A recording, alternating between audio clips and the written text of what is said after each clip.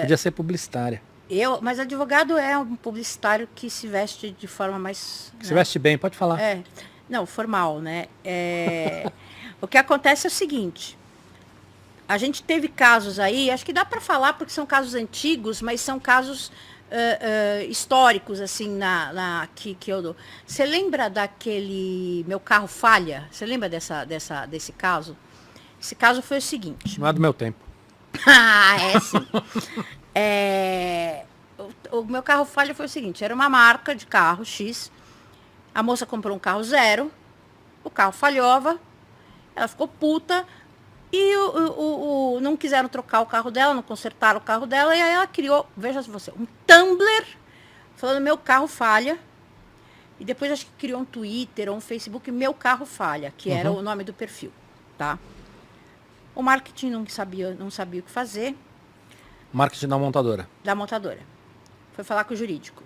O que o jurídico fez? Mete a faca no pescoço da mulher. Manda uma notificação dizendo que é para ela tirar todo o conteúdo, senão ela vai ser processada. Mas isso, imagina, pelo que você está falando, foi numa época onde ainda não existia aquela curva de aprendizado, da gente entender como é que funciona a rede mundial dos computadores. E o que aconteceu? A menina publicou a notificação. Aí, pô. Era a época que, sei lá, o Marcelo Taz era uma figura importante. Quem é? Então. Ele é importante ainda. Menos do que era naquela época. Bom, enfim. Eu não vejo um RT do Marcelo Taz há anos. Eu vejo ele sempre. Então, Mas RT? RT. Bom, eu gosto dele, eu tenho amizade com ele. Então, não, mas é que eu acho que assim, não é uma questão de eu gostar ou não gostar. Você tá na bolinha do Twitter. Não, eu sigo muita gente. Eu sigo 3.000 e tantas pessoas. Você pode seguir todos do Twitter, é uma bolinha ainda. Então, mas o que eu quero dizer é que tinha uma época que mesmo que você não gostasse, ele aparecia na sua tela. Entendi. Entendeu? Ele não aparece mais na minha tela hoje. Entendeu? É isso que eu tô falando. Naquela época, o que aconteceu? Mas algumas pessoas pegaram e falaram assim, olha só o absurdo. Então, um caso que estava lá circunscrito a 100 pessoas do Meu Carro Falha, estourou. Claro. Né? Botou estourou. Combustível. Exatamente. Botou gasolina.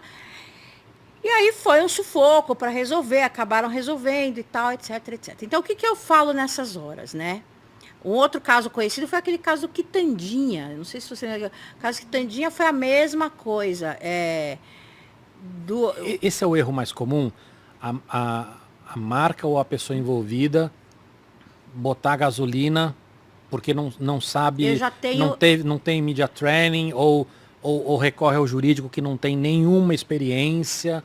Esse é o padrão? É o padrão, porque justamente o que acontece? O jurídico estava errado, tecnicamente, em notificar a pessoa para retirar o conteúdo? Não. Ele deveria fazer isso? Não, acho que a questão não é nem se está certo ou se está errado, se deveria ou não deveria. Acho que a questão é, o by the book de antigamente... Não funciona. Eu consigo um argumento jurídico para parar isso, meu interesse é parar isso, manda porrada aí, entra com as duas pernas no... E não é isso. Quem cuida de gestão de crise é relações públicas. Sim, até porque assim, o erro aí está o jurídico se meter com imagem. Exatamente. O que o jurídico tem que fazer? Relações públicas vai soltar um comunicado, o jurídico tem que ver se isso não compromete a empresa de alguma forma. Por isso que eu falo que é como defesa. Tem um outro erro entendeu? aí.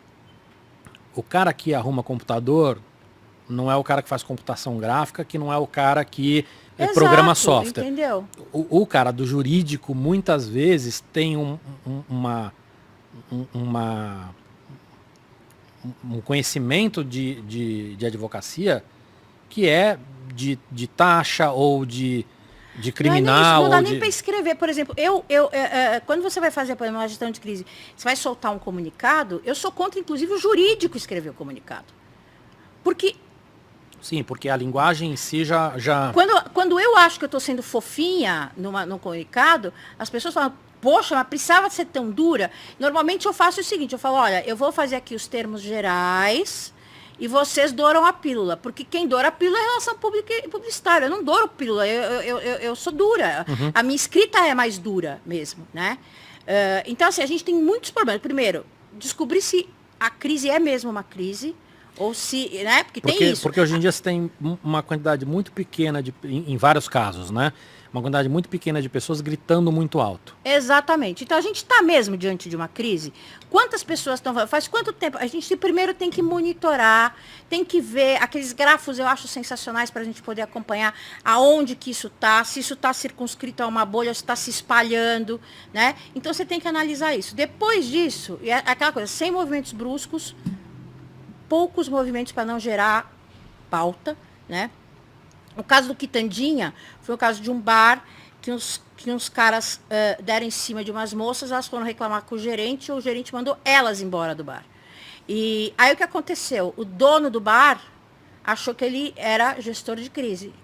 E todo dia ele entrava no Facebook e respondia as pessoas. Ou seja, a gente passou dias acompanhando uma novela, né? A questão às vezes não é se ele quer fazer gestão de crise ou não, mas não sei desse caso. Mas eu vi muitos casos similares onde o cara ele entra para ser mais escroto ainda do que, não sei se é esse caso, tá? Mas do que o caso aconteceu, entendeu? O cara joga... O cara sempre vai piorar a situação, porque assim, a ideia é que a história morra. Entendeu? A ideia é que a história morra. Não é que vocês fiquem falando, sabe, daqui de 10 dias. Mas tem um ponto aí, Flávia, assim, quando você está falando de corporações, eu acho que talvez a questão seja essa. Pô, será que isso é uma bolha? Será que é uma crise ou não? Quando você fala de influenciadores, é mais complicado. Até fiz um vídeo sobre isso no meu canal, no meu outro canal do YouTube. O problema é o seguinte, quando você é um influencer de certo renome, lembra do que eu falei que você tem uma quantidade de lovers e de haters? Você não pode escutar os haters, que senão você dá um tiro na boca. Sim. Porque qualquer coisa que você faz, tipo, cara, botei esse prato com um garfo. Pô, você é um nazista. Isso. E o lover, eu botei o prato com um garfo e falei assim, nossa, como ele é criativo, como ele é lindo, como ele é maravilhoso. Ele botou um garfo no prato. É tudo absurdo. Aí esse cara, pô, se ele escutar o hater, ele fica maluco. Aí ele faz uma cagada, né? Por exemplo, puto, o cara pisou na bola. O hater, ele fala, meu, esse hater, qualquer coisa que eu faço, o cara me chama de nazista. Então eu tenho que ir lá. O lover começa a falar, cara, isso é mimimi, é chororô, você tá certo. Ele não tem mais parâmetro. E os amigos viram uma enturragem de puxa-saco. Sim. Que também estão nessa mesma bolha. E muitos são influencers que sofrem a mesma pressão. Aí o que acontece? Vi muito isso acontecer. Aí, uma hora a marca tira um patrocínio. Aí o cara vai lá e pede desculpa. Você só pediu desculpa e perdeu dinheiro. Não, eu não vejo assim. Óbvio que você tem os caras que são assim, mas eu acho que pela primeira vez naquela discussão, ele falou assim, pô, alguém que é teoricamente isento deu uma opinião. Eu falei assim, opa, se a marca se importou e realmente tirou a grana, é porque eu realmente pisei na bola. Porque é muito difícil esse cara, antes de chegar se é uma crise ou não, é difícil esse cara se autoanalisar e falar, pô, eu pisei na bola. Eu acho que quando começa a perder muito seguidor, e eu não acho que muito seguidor seja, né, tem várias críticas aí dizendo que você não pode ver relevância pelo número de seguidores. Mas não é isso, Flávia, você mesmo falou, quando dá essas merdas, o cara ganha seguidor. Ganha. Entendeu? Como é que o cara olha, pô, pisei na bola. Fui ali, humilhei o Focas, pisei na bola. Aí, puta, bomba o vídeo, porque eu humilhei tem casos que não consegue, né? Teve o caso daquela influenciadora que fez uma festa na Covid, que ela teve que suspender a conta do Instagram para não perder mais. Tem uma, não, assim, tudo bem. Sim, mas em casos agressivos... Mas esse daí, este é um bom exemplo. O que acontece? Eu tenho certeza que do lado dela teve um monte de gente que falou, você tá certa, você tinha que ter falado isso mesmo, eles tinham que escutar aquilo. E você devia ter um monte de gente que chamou ela de nazista para baixo. Na bolha dela, se ela não tem ninguém com uma advogada isenta, ou uma empresa, ou uma assessoria, ou alguém que ela efetivamente possa confiar com isenção, ela, na ignorância dela, não vai conseguir entender se ela pisou na bola ou não. Não vai. Primeiro porque, assim, muitas vezes quem pisou na bola já é, de certa forma, ignorante, porque o cara comete uma... Mas o que me deixa mais chocado é ver grandes empresas não conseguirem entender como funciona esse fluxo. entendeu? Assim, Como funciona esse fluxo? primeiro, você...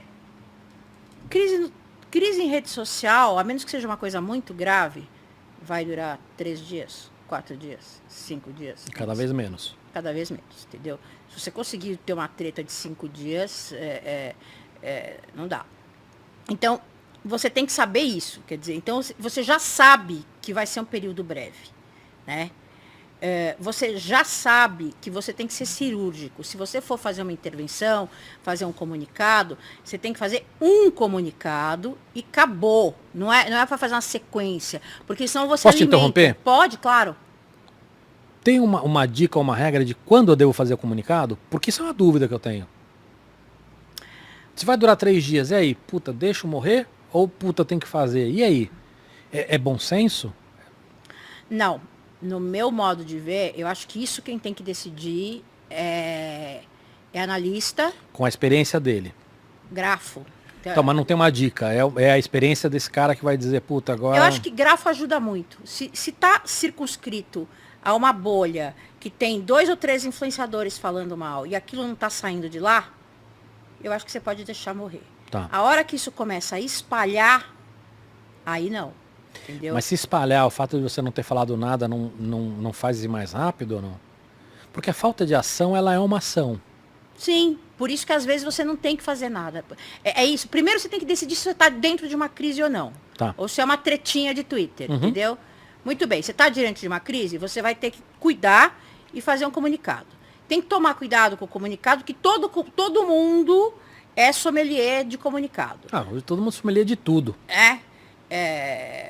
Mas falou desculpa se ofendi, não pode falar desculpa se ofendi, e desculpa não pode assim, não pode assado, não sei o quê, não sei o quê. E pronto, você tem que ficar firme, Quanto mais você fala nesse assunto, mais mais pauta você dá para quem está querendo se alimentar desse tipo de assunto, né?